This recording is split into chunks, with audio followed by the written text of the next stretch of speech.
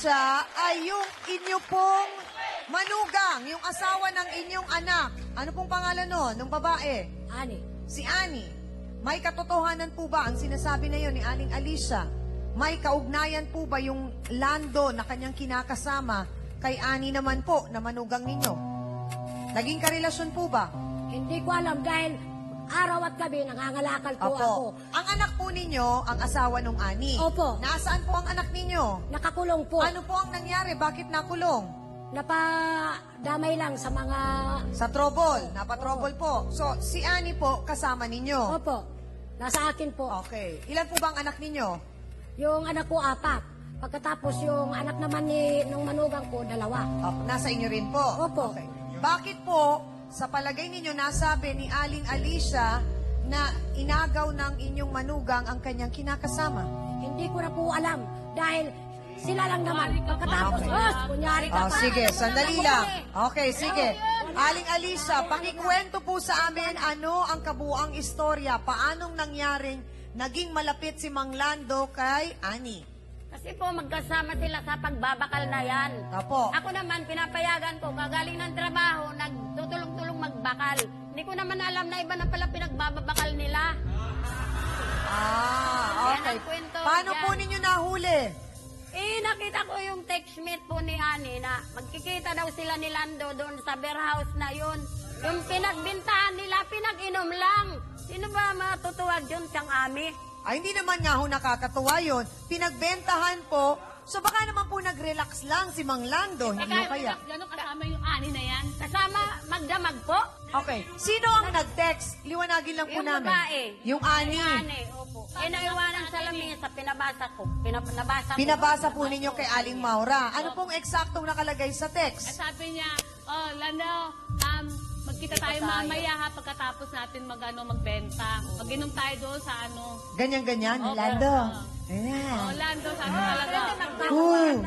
Gabi-gabi wala sa akin. Dinatnan po ba nyo doon kung saan sila nag-inuman? namin. Pinuntahan nyo? Nandun sila. Para yung dalawa lasing. Yung ari na atong tungo dito eh. Tama ba naman yun? Kaya nga po nakalakal na nga nila eh. Pag hiningihan ko ng kwarta, walang maibigay sa akin. Pero pang inom mayroon. Pero Aling Alicia, yun po ipakiramdam nyo lang po. Wala pa ho kayong kumpirmasyon sa mga haka-haka at kuro-kuro. Hindi po, lagi po nagtitext yun.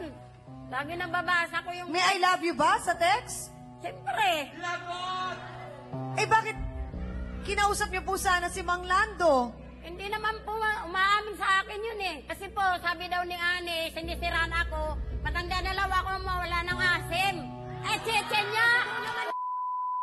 At matanda na to, may katas pa to, ma'am. Kailangan ba lagi na lang maasim? Kailangan siguro, medyo matamis, naghahanap ng matamis. Eh, kung magharap nga lang kami dito, kakatotohanan na eh, kung ano talaga nangyayari sa kanila eh. Karap-harap lang kami dito, ma'am. Para aminin nila kung talagang totoo. Okay, pero eto, maaamin po ba ninyo o sinong may nakakaalam nito na may alam, involved din kayo, kasama rin din po kayo doon sa pagnanakaw ng mga kinokolekta nyo? Oo, sila. Sila rin. Sino pong sila ang nagnanakaw? Sila magyanan. Yung ano niya, Naku po. manugang niya. Pag ganyan, lagi mo na lang kami pinagbibintangan. Talaga. Mahirap po ang magbintang ng pagnanakaw. Kasi sinasabi na namin ko na talaga eh. Nakita ka na namin. Okay, sige, sandali, liwanagin natin. Paano po ninyo nasabing ninakaw? Suki na po namin, nagsusumbong mismo sa amin, pagpunta namin sa kanila, wala na raw, kinuha na nga nila, naunahan kami. Okay, sige. Attorney Acosta, pagka ganun po ba, sa kada bahay, yung basura ay iniiwan sa labas, di ba? Parang ganun po yata ang kanilang usapan. Na pag itong kalye na to, kunyari, pagpalagay natin, itong kalye, kunyari, itong 10th Avenue, ito ay kalsada na teritoryo nitong si Aling Esther.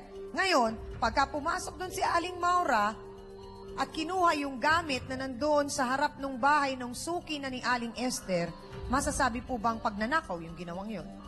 Kung yun ang sitwasyon nila tiyang amin, hindi ko masasabing pagnanakaw. Sapagkat wala pa nga pong pagmamay-ari yung bagay na yon na pinaglagakan nung dating may-ari na ibinasura na niya. Sa makatuwid, kahit na gawin nyo naman yon dito kay Aling Esther, yung halimbawa sinasabing kalye niya o teritoryo niya, hindi pa rin kayo mapagbibintangan nitong sa Aling Esther na kayo ay nagnakaw ng kanyang pagmamay-ari o kanyang kalakal sapagkat ang importante nga dapat na ma-establish dito, meron na bang may-ari ng mga basurang yon? Oo. Na nakikita ko rito ay wala pa. Palibasa sa batas, hindi nyo pwedeng i-claim na teritoryo nyo ang isang kalye o isang lupa na hindi nyo naman pagmamay-ari. Salamat po, attorney. Ang sinasabi dito, Aling Alicia at Aling Maura, doon sa kalye na yon, kung sakasakali man, ngayong araw na ito, maisipan ni Hans pumunta doon, mangolekta, hindi niyo po pwedeng sabihin na kayo lang ang may karapatang kumuha noon at kayo lang din ang may karapatan na mabuhay. Kasi si Hans, may karapatan din na mabuhay. Kumbaga siyang una-unahan. Una-unahan. Matas nga mauna yun eh. Kaya nga, so para ang nangyayari, baka lumalabas, mas masipag lang si Aling Esther kasi mas matagal na siya doon sa trabaho. Natutulog yan eh. Wala ka na ron. Oh, Talaga. edi gayahin niyo rin po, di wag din kayo matulog para makakuha kayo ng maaga. Kaya pong magutom. Okay, bukod sa problema na yan, may mga akusasyon pa na inagaw ang inyong asawa na si Mang Lando ng kanyang manugang, magkaharap-harap lang kayo, malalaman at malalaman kung anong katotohanan. Alamin na natin, ano nga ba talaga ang katotohanan?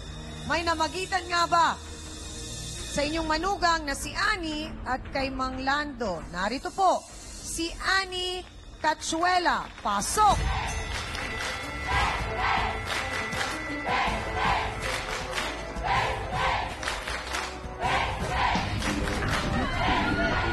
Sandali lang! Diretsahang tanong, Ani, nakikipag-inuman ka ba kay Mang Lando? Totoo po. Bakit? Pero po, eto walang alam yung bilang ko dito sa ginagawa ko. Wala siyang alam. Isang diretsahang tanong, Ani. Kayo ni Mang Lando, nag-something-something na? Opo.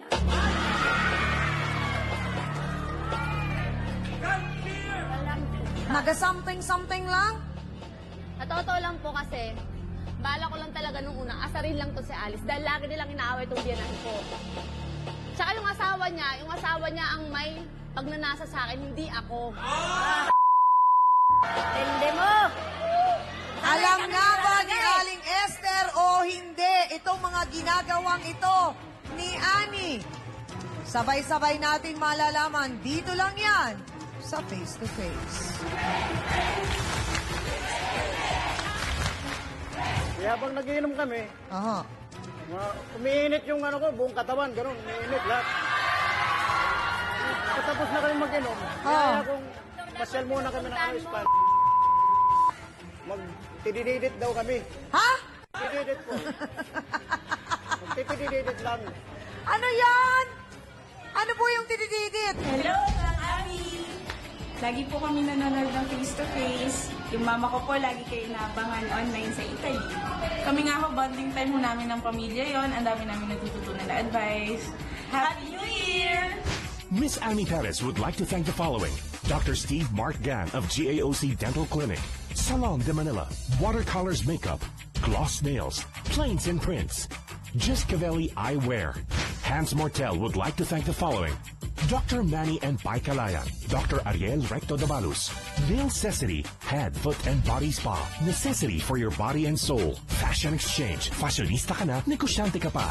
Face to Face would like to thank the following: AXN Time and Sports Shades, EC27 Guava Plus Organic Soap effectively controls 27 skin problems. F101, wear your needs. Home Appliances by Minami, galing ng quality. Placenta by Sam's Tray. We always start your day with a new Lucida DS products. Ito ang tunay na masarap. Select soy sauce. Kaya toyo pa lang, ulam na. Ito ang bilhin. Sundance, your business and fashion. Your partner in style. Prime Rocks Bleach, ang bleach na di masangsang. Mabisa na, mura pa. Gawang Pinoy. The Pambansang Lechon Crisp Experience. LRZ Lechon.